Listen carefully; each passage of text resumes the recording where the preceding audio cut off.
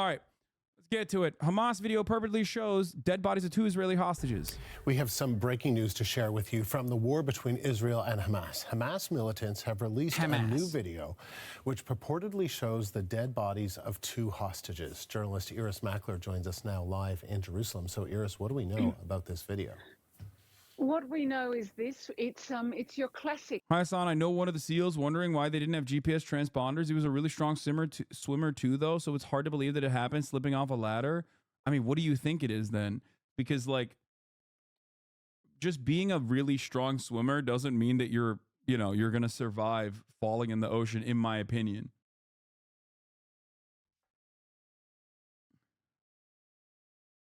Like, accidents happen all the time. If you fall in the ocean, it's kind of GG's, I assume, right?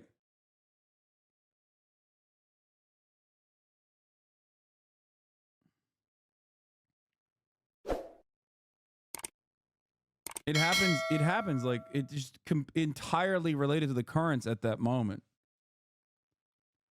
Isn't that the one thing that people say all the time about the ocean, is that you never know? You never know if you can ever survive the ocean. No, it's not the sharks, chatters. It's the currents.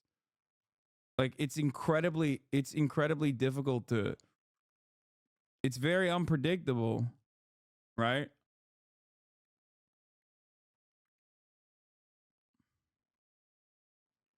I put some respect on the ocean's name, as you guys know.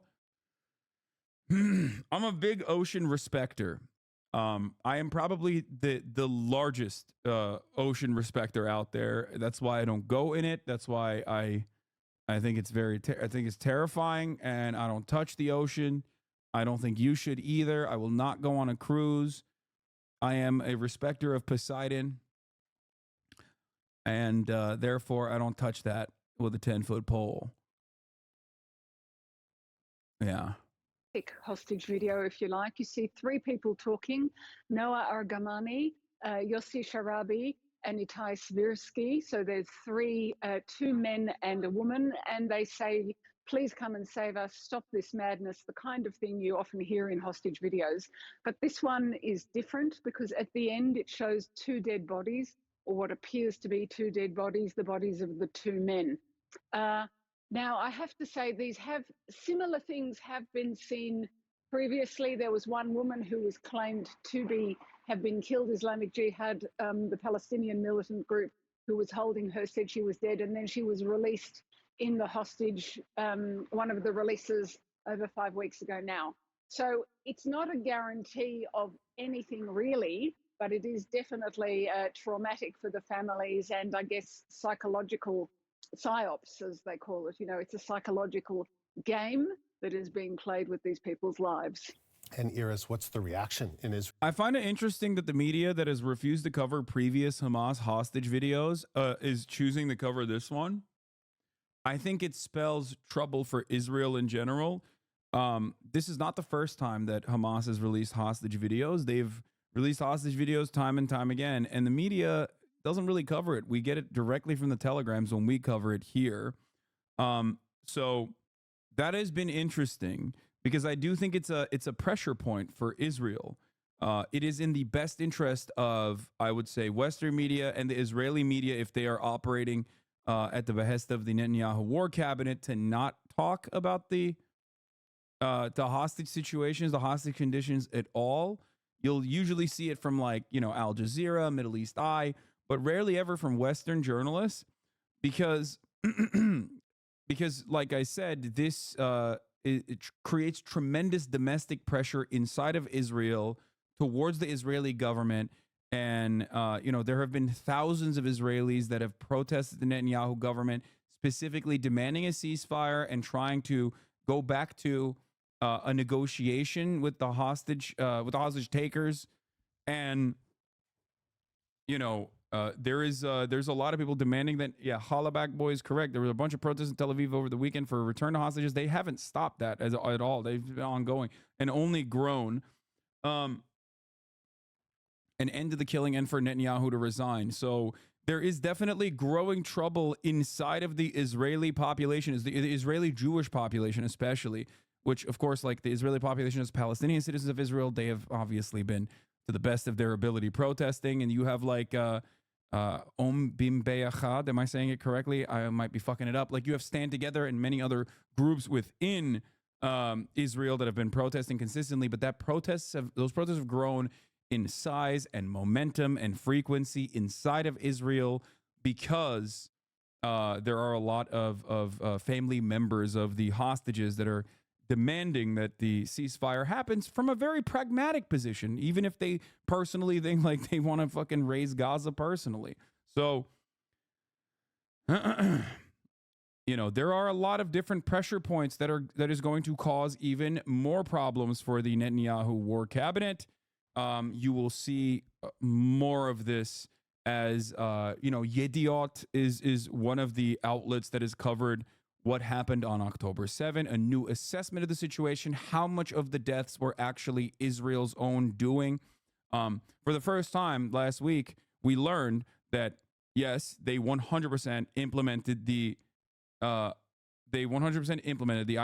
100% implemented the Hannibal doctrine, the Hannibal Protocol, which dictates that in a situation where there are Israeli hostages that are caught, it is better to kill every single person, including the hostages, than to try to engage in some kind of hostage negotiation or allow the Hannibal Directive, trying to engage with the captured, with the people that have captive hostages. This is not, I mean, I've talked about this before. This is like, you know, one of the many different crazy principles and doctrines that the Israeli military applies regularly. It's just that there was no official confirmation. There was no official confirmation for the Israeli Defense Force utilizing this openly until the Yediot article. And so I think that as more information is revealed about October 7 and how much of, you know, how many of the Israeli deaths were in the hands of the Israeli Defense Force, whether it be the helicopter fire or whether it be the tanks shelling some of the kibbutzim, you will see more momentum in the anti-Netanyahu, anti-war cabinet position. People are going to start getting very upset. You're bringing in newer people into the fold that will understandably be frustrated that the government killed them. Piers is still running with the 40 babies is crazy. I don't think Piers Morgan still runs with the 40 beheaded babies. Now, as you know, there was a lot of outrage porn from October 7th. Almost all of the information that has come out, even though, of course, October 7th had some gruesome aspects to it. But the overwhelming majority of the outrage porn that Israel has recycled over and over again as it tries to re-legitimize its genocidal campaign have come to be false. This does not change. Yes, Elent News is correct. It is almost certain that a vast majority were absolutely killed by Hamas, the civilians we're talking about, which I know you have said. Exactly.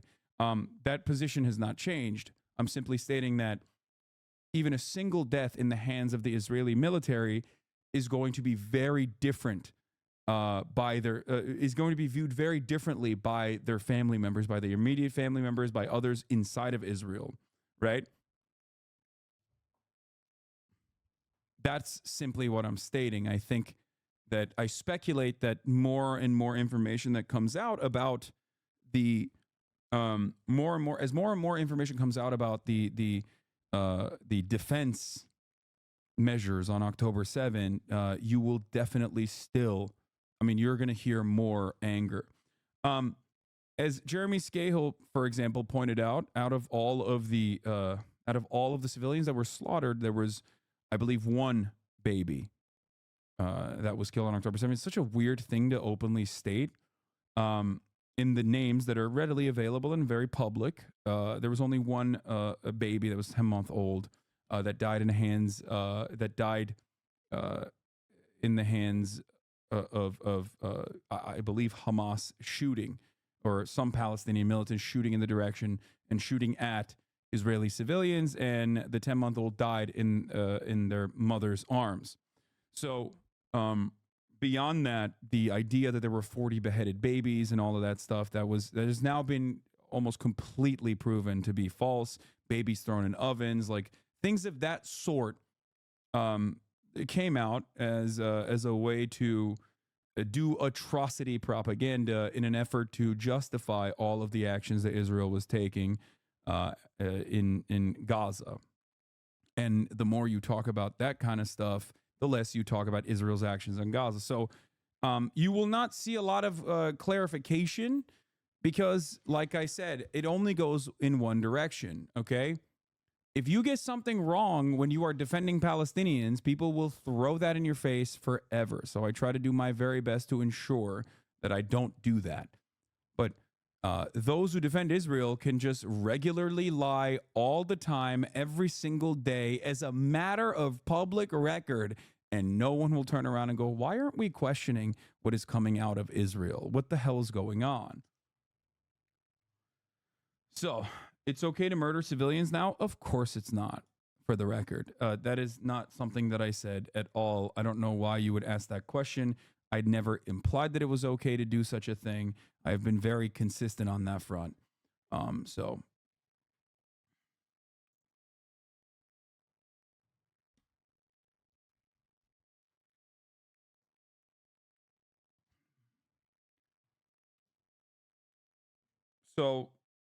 they're literally doing the thing while you're describing the thing? Yeah, I know. Yeah, Yediot wrote about the Hannibal procedure. Here, let's briefly mention that as well. Israel's top paper, Yediot, the IDF orderer. The IDF ordered all of its combat units on October 7th to use the Hannibal procedure to stop any militants from returning to Gaza at all costs, even if they had hostages. About 70 vehicles were shot by a combat helicopter, anti-tank missiles, or tanks. Source, the 70 vehicles did not reach Gaza because on the way they were shot by a combat helicopter, an anti-tank missile, or a tank. Now, we knew that already, but we did not have the certainty of this being openly a byproduct of the Hannibal procedure. That is the difference.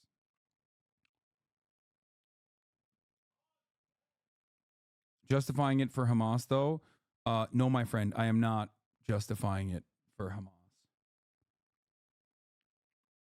Multiple testimony where rape is described, video evidence of rape? No, that's not true.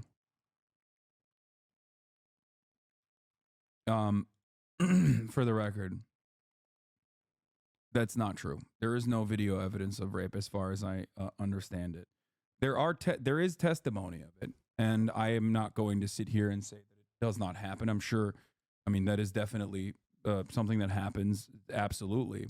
But if you were to say that there's anything beyond like third-party evidence that has now been rescinded, as a matter of fact, repeated by the New York Times and rescinded when family members of the supposed testifier came out and said, why did you use this? We did not say this to you. Beyond that, there's only third party, like people that are saying that they saw it happen.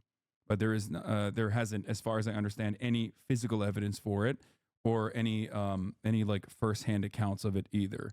This does not mean that it did not happen, by the way. But there is definitely no video evidence on it. I'm just clarifying what you're saying.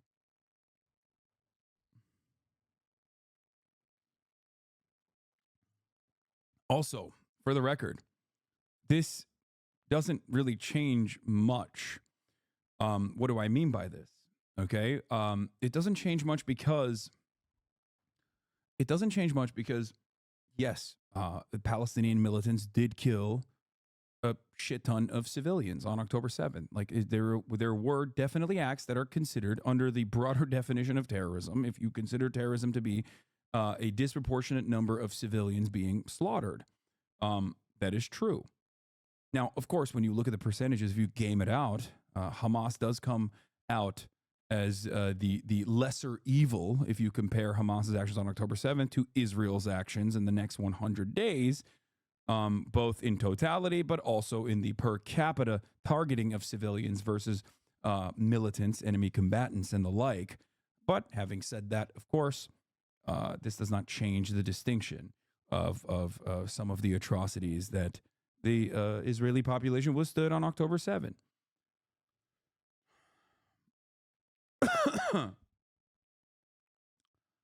So yeah.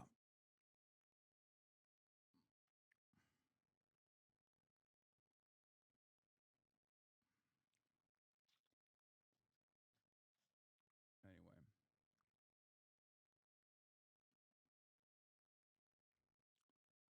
So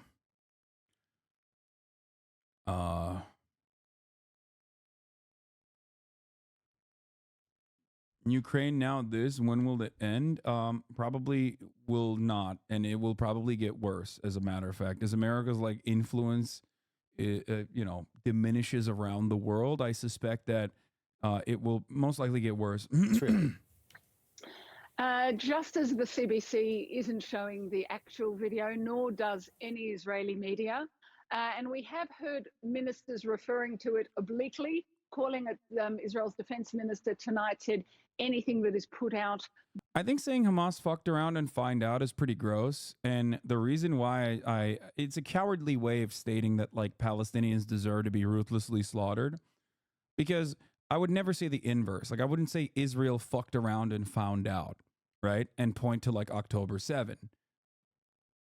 I just want to point that out really quickly, because that chatter said like Hamas fucked around and found out, and people say Hamas Abi and whatnot, but it's a really cowardly way to say that you don't care about Palestinian innocents being slaughtered and killed, and because you want to mask it under like some kind of like ethical mass slaughter, which is not really real. That's not what's going on right now.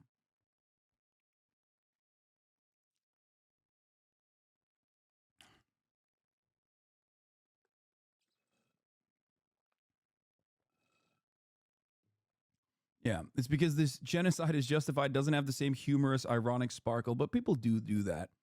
People say that. Hey, Azuni, haven't been on much since I've been sworn in as an attorney and don't have as much free time, but you'll always have my support, Habibi. Hell yeah, Jib Jab. Congratulations. You didn't hear? It's Hasanabi. Yeah, I know. I'm always running on that America bad line without any sort of thought or consideration as to why. It's a really comfortable way to try and act like your position is actually the moral one, by just simply saying like, hey guys, I'm not in the wrong for my justification for endless bombing campaigns in the Middle East. My interlocutors are simply making a bad argument. All right, let's continue. By the militant groups of this kind, not even referring to it specifically, is psychological abuse of the families. And other than that, there is no engagement with it, because they believe if they do engage, it only encourages more of the use of the hostages and, the hostages, their situation, the possibility that they are dead in this way.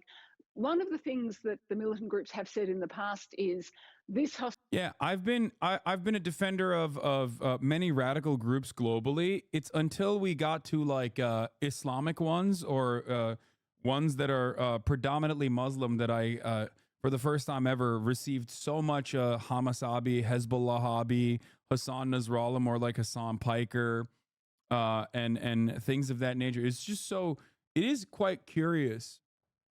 It is quite curious. It is quite odd how that has been definitely a thing that happens way more recently, Nobody gave you this much shit for your support of the IRA? Yes, because,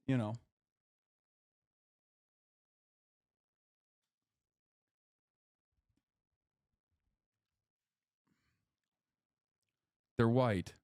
Hostage died in an Israeli airstrike, which of course you can't confirm or deny. But later, bodies of hostages that were retrieved by Israel were taken for pathology and for autopsies, and they did not die in Israeli airstrikes. They were actually shot or killed actively, rather than by something falling on them or a bomb. Yeah, I'm sorry. I don't believe that for even a fraction of a second. And if you do, you're a fucking idiot. Okay. Sorry. I don't believe that for two reasons. One, because Israel lies all the fucking time in the grossest ways possible. That's one. Two, I think the fact that the media would blindly report on that and be like, oh, they didn't die from bombing campaigns, they died actively, without saying Hamas shot them, implies that, like, you know, someone might have shot them. We don't know who. I wonder who it could be. Okay. The fact that she's just repeating this makes her not even a stenographer, but just a straight up dangerous propagandist for lies, not a propagandist for truth, but it's just so gross. Western media is disgusting. So, for many, many reasons, Israel doesn't refer to it directly, but just knowing about it simply adds to the torment for the families, particularly for the families of these three, particularly for the families of the two men who we see or are believed to be seeing no longer alive. Iris, thank you, journalist. I've said this before. Rational thought is the greatest counter to many of the dangerous propaganda that we cut when talking about those outside the periphery, those outside of the sphere of influence, right? And it's like, yeah, if you believe that Hamas are violent, barbaric animals with no genuine interest other than, like, you know, just doing violence upon every Jewish person on the virtue of their Jewishness, their Judaism, then yeah, you're going to be more willing to believe this, okay? But it makes no sense because they killed a shit ton of civilians on October 7th. Like, why would they go through the tremendous amount of planning, okay, and all of the effort and human casualties on their end, with knowing full well that Israel is going to retaliate in the way that it did? Why would they take hostages? Like, why would they do that? Why would they go through the trouble if they were simply going to kill them? Like, I don't think anybody in Hamas or Islamic Jihad is going, oh, I'm going to take one for the road, actually. Okay? And this does not mean that they will never execute hostages, okay? People have done that in the past. I don't believe Hamas has executed hostages publicly. I don't think they've done that. That's like a very ISIS thing. Or Al-Qaeda has done that. ISIS has done that. I don't think Hamas has ever done that. However, I'm not discounting it. Here's the thing, though. Here's the thing. If they were to execute a hostage, you bet your ass it would be on camera. Okay? To show that they're serious, to show that they mean what they say, right? There's no way. Hostages are infinitely more valuable when they're alive than when they're dead. The likelihood that out of the almost 30,000 civilians that are, Palestinians that were killed, some of those were definitely the Israeli hostages. Well, that's both rational, logical, but also corresponds to some of the testimony from the hostages themselves.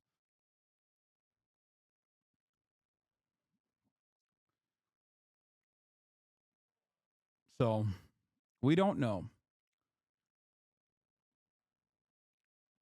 Bernie Sanders had some takes on Israel, which he could have said he could have said months ago at this point.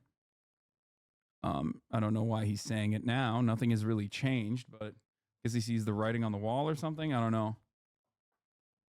Marks 100 days since the brutal Hamas attacks on Israel.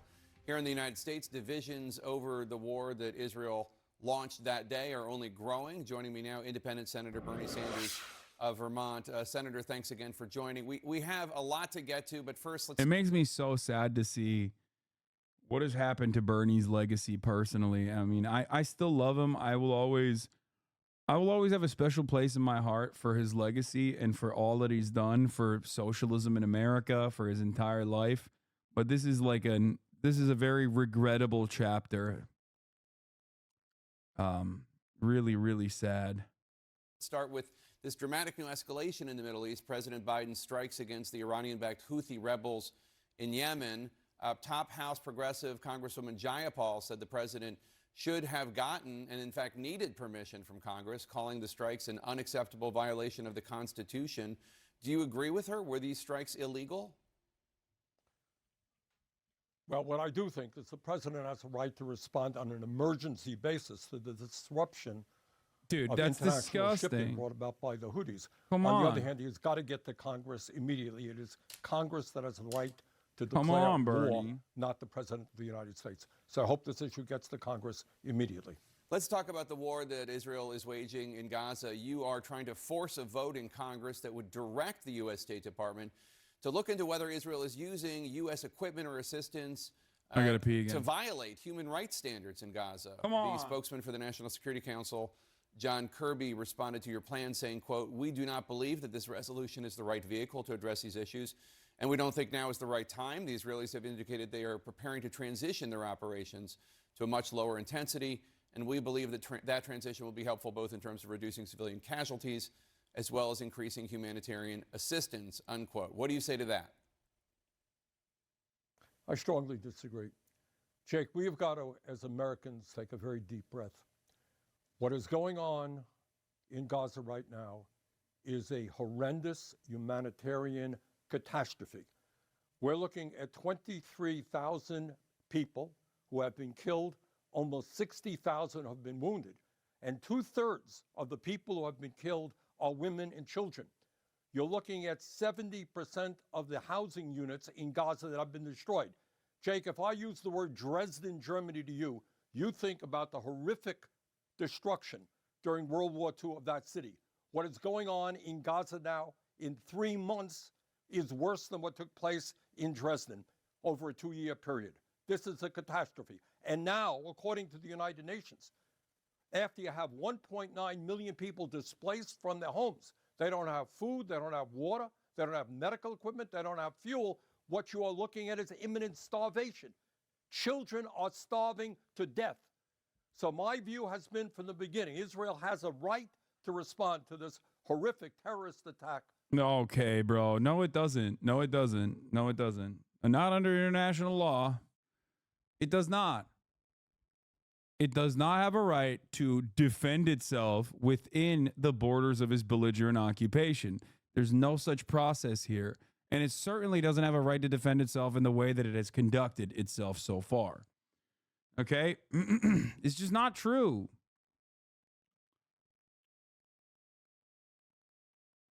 Bernie did the impossible. Let the Brits take the W. First of all, Corbyn has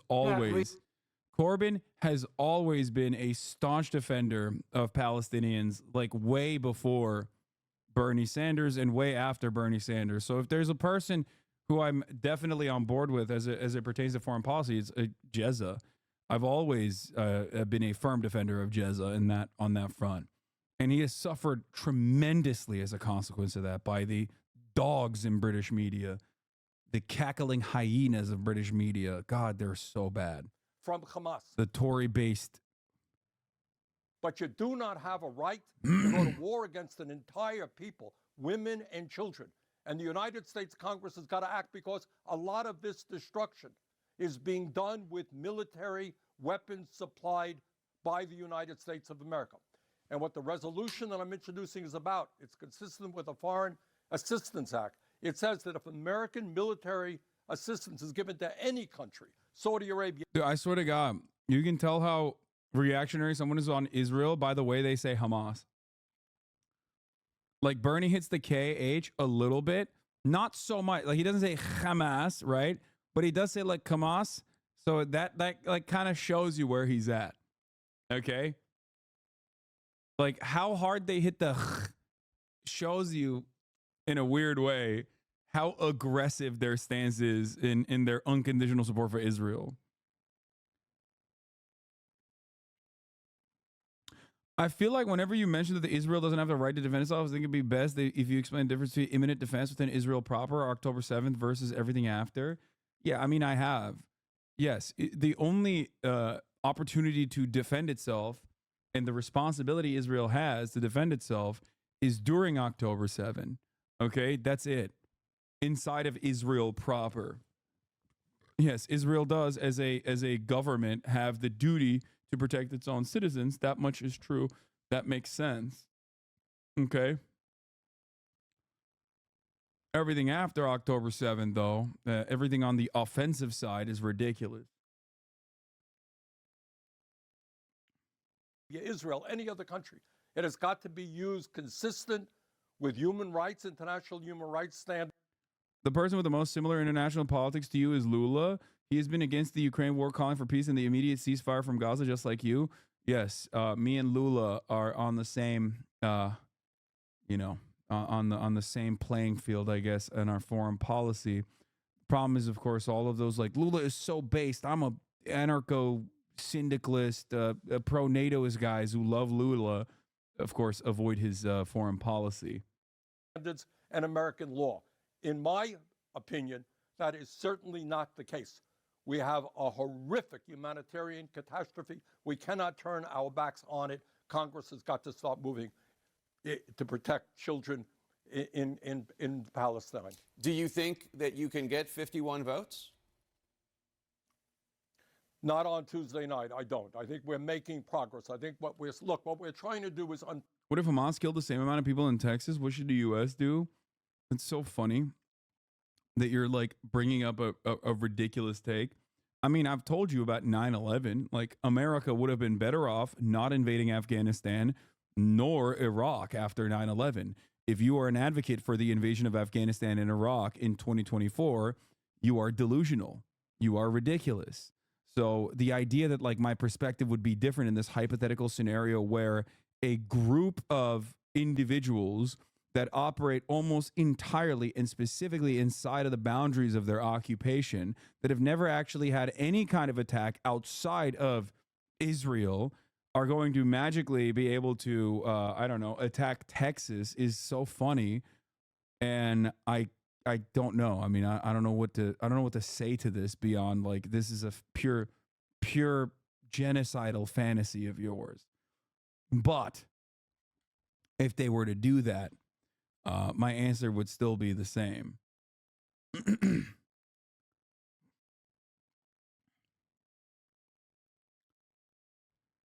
Hamas is a resistance group against the Israeli occupation. Its methods and its ideology have changed over time. You might not agree with it, but that is their overarching goal. Their goal is not to restore an Islamic caliphate. Their goal is not even anywhere close to what ISIS's goals are, okay? That's their goal. Their goal is to end the occupation. If you want to end Hamas's influence, the greatest thing you can do is to advocate to end the permanent occupation and the apartheid structure that exists within Israel. That's it. That's it.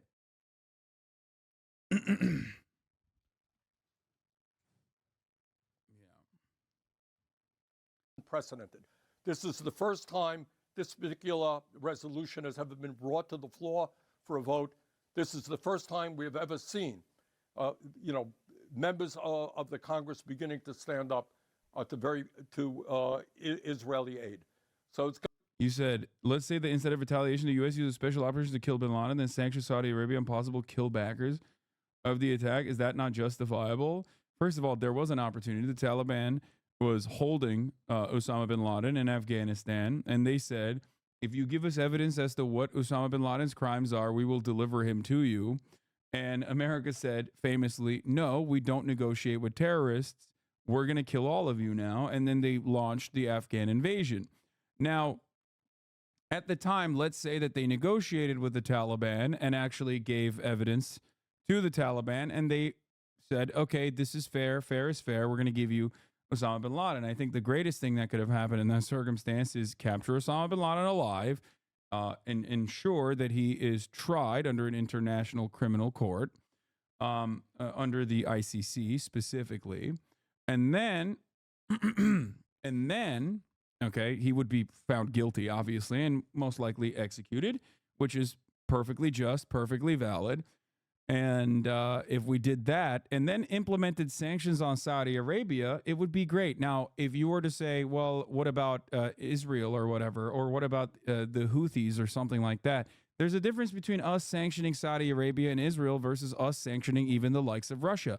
Russia deserves some kind of punishment for its invasion of Ukraine. That much is clear to me.